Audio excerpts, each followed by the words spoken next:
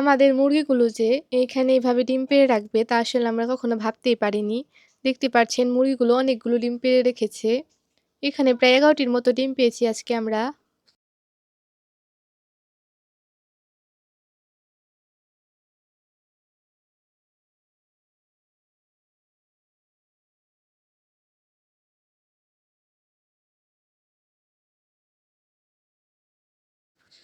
তো হ্যালো বন্ধুরা, আসসালামু আলাইকুম। আশা করি আপনারা সবাই অনেক অনেক ভালো আছেন। আমি আল্লাহর রহমতে আলহামদুলিল্লাহ ভালো আছি। আজকে আবারও চলে আসলাম আপনাদের মাঝে আরও একটি নতুন ভিডিও নিয়ে। আশা করি আমাদের আজকের এই ভিডিওটি আপনাদের কাছে ভালো লাগবে। তো কিভাবে দেশি মুরগি পালন করবেন এবং দেশি মুরগি পালন করে লাভবান হতে পারবেন সেই বিষয়টি আজকের ভিডিওতে আলোচনায় থাকবে। আমরা মুরগিকে কি খাবার দেই এবং কোন প্রাকৃতিক খাবারটি খাওয়ালে মুরগি নিয়মিত ডিম পারবে সেটিও আজকে আলোচনায় থাকবে। তাই ভিডিওটি শুরু থেকে শেষ পর্যন্ত ধৈর্য সহকারে দেখতে থাকুন। দেখতে পাচ্ছেন আমাদের এখানে ডিম পাড়া মুরগি রয়েছে ১৪টির মতো এবং এই ১৪টি মুরগির জন্য ৩টি মোরগ রয়েছে। আমাদের আরও ৫টি মুরগি কুচে বসানো হয়েছে এবং একটি মুরগি বাচ্চাও ফুটিয়েছে। তো এই মুরগিগুলো থেকে ৫ থেকে ৬টি মুরগি ডিম পাড়ে, আবার কিছু মুরগি ডিম দিয়ে বসিয়ে দেওয়া হয়। এইভাবে সারা বছর ডিম পাড়তে থাকে। অনেক সময় দেখা যায় অনেকের মুরগির প্রতিদিন ডিম পারে না, ২ দিন পারে তো আর ২ দিন পারে না। এরকম অনেকেই বলে থাকেন।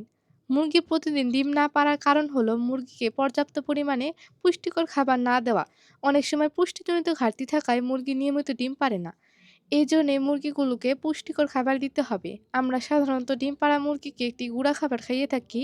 ধান, গম, ভুট্টা, কালোজিরা, হলুদ এসব প্রাকৃতিক উপাদান একসাথে গুঁড়ো করে আনি। আর এই গুঁড়া খাবারটি হালকা কুসুম গরম থাকা অবস্থায় ভাতের মাড়ের সাথে মিশিয়ে সকাল বিকাল ২ বেলা দিয়ে থাকি। এতে আমাদের মুরগিগুলো পুষ্টির চাহিদা খুব সহজে পূরণ হয়ে থাকে এবং এই খাবারটি খেয়ে কিন্তু আমাদের মুরগিগুলো নিয়মিত ডিম পাড়ে।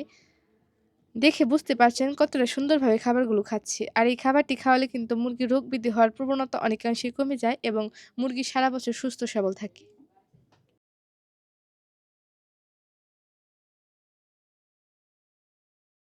আর এই খাবারটি কতদিন বয়স থেকে খাওয়াবেন? মুরগির বাচ্চার বয়স ১ মাস বা ১.৫ মাস হবে তখন থেকে খাওয়ালে উত্তম হয় বলে মনে করি। এই কালো জিরা, হলুদ এইসব প্রাকৃতিক উপাদান মিশ্রিত খাবারটি খাওয়ালে আপনার অন্য কোনো ওষুধের প্রয়োজন হবে না। মুরগি প্রাকৃতিকভাবে সুস্থ সবল থাকবে। জ্বর, হাঁচি, কাশি, ঝিমানো এসব ঠান্ডাজনিত রোগ আর হবে না।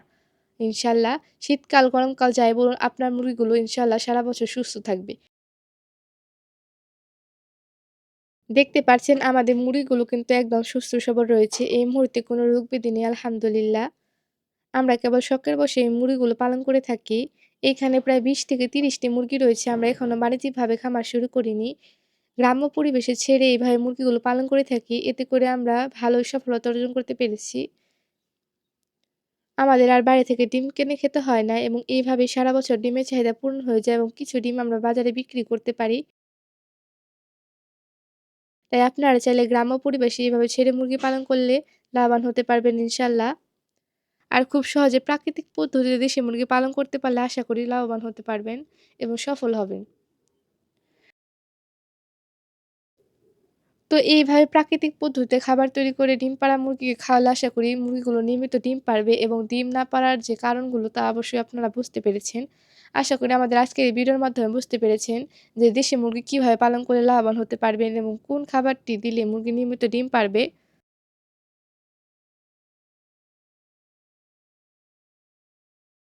আশা করি আমাদের আজকের এই ভিডিওটি আপনাদের কাছে ভালো লেগেছে। আর যদি ভালো লেগে থাকে তাহলে অবশ্যই আমাদের চ্যানেলটি সাবস্ক্রাইব করবেন, লাইক, কমেন্ট এবং শেয়ার করবেন।